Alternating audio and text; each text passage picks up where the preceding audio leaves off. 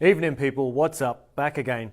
So, last night I obviously spoke to you guys about the three components that are essential for ensuring that we get good quality recovery and rest so that we can obviously be at our optimal self.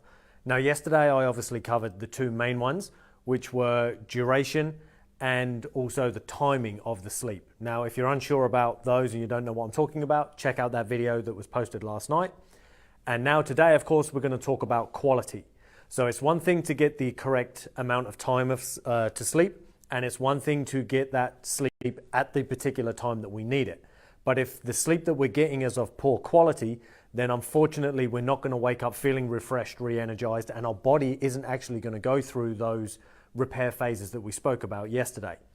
So what we're going to need to do instead is go, okay, well, what is it I need to do to make sure that the sleep that I'm getting is of a high quality?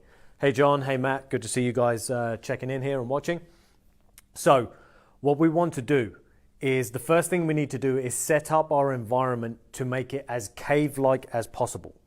Now, that sounds a bit weird to some when I say that, but the reason being is ultimately we are still cavemen. Now, I know we're not because we live in societies and modern world and all that, but physiologically we're the same beings we were when we branched off and evolved anywhere between 2.8 and 6 million years ago, depending whose research you look at. So ultimately, physiologically, we're the same being. And in an ideal world, in order to get the best sleep possible, we need to sleep in an environment that is, first off, as dark as possible. So we want minimal light pollution where possible, because there is research that's been done that shows even just shining a laser pen on the back of somebody's knee actually starts to spike cortisol. Now, cortisol is our stress hormone or activating hormone. And when that happens, if cortisol comes up, then unfortunately melatonin goes down. And melatonin is, of course, our sleep hormone. So we need to block out as much light as possible. So that's number one. Number two, with the environment, is most people tend to sleep better in a cooler bedroom or cooler room. So ideally, they tend to do best in a room that's around 18 degrees. You can go a little bit more than that, but if the room is too hot, you might find it cozy and snuggly and fall asleep well, but often the sleep that you're getting is not actually of a good quality. You don't get into as deeper phases and you won't go through as many sleep cycles quite often. So what you'll want to do is make sure the room is a bit cooler, and then that way the sleep that you're getting, although it might not feel quite as comfortable when you go to bed, the sleep that you'll get is actually of a higher quality. Then the next thing you'll want to do is look at sound. Now, for most people, dead silence works best, but some people actually sleep better with some kind of white noise in the background, something like a fan or something going in the background.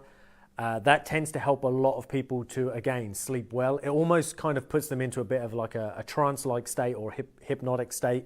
Not everybody enjoys that. Most people prefer silence. I personally prefer silence, but of course, like most things, it's going to be individual. It's different based on each person.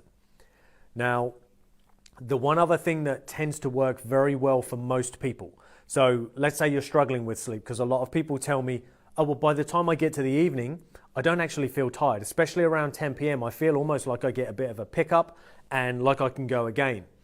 Now, there is a natural pickup for most of us somewhere between 10:30, but that doesn't mean that it's now time to go or to watch another show and so on. We should, of course, ideally be going to bed. One of the things that can set the body up for that is making sure that you get direct exposure to sunlight or daylight. Okay, of course, like here in the UK in the winter, our sunlight is complete shit. We get odd days of it, like we've had a few recently, but generally speaking, it's dull, it's overcast, and so on. But you at least want to get some kind of exposure to daylight. Ideally, before midday tends to work best for tends to work best for most people, is what I was trying to say. But the other thing the reason that we do that, is because that daylight will help to anchor our hormones.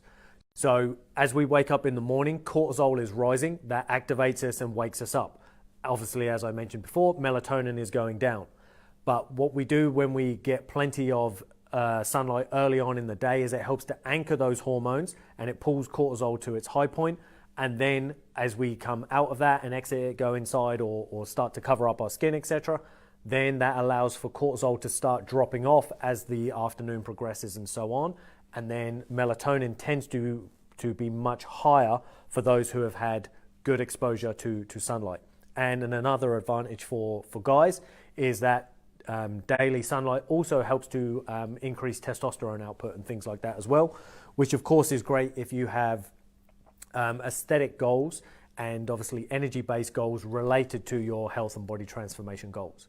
So hopefully that's enough information. There is of course a billion and one other things I could talk about, but I don't want to make this video too long. As always, guys, if you have any questions or specific scenarios that you're dealing with and you're struggling with that you want me to give you feedback or advice on, let me know.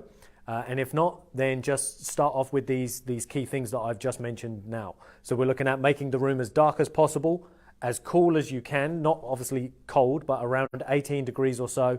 Cut out as much sound as possible, unless you're someone that works well with white noise in the background. And of course, where possible, expose yourself to as much sunlight or daylight as possible, because that will help anchor the hormones and set your body up ready for sleep in the evening.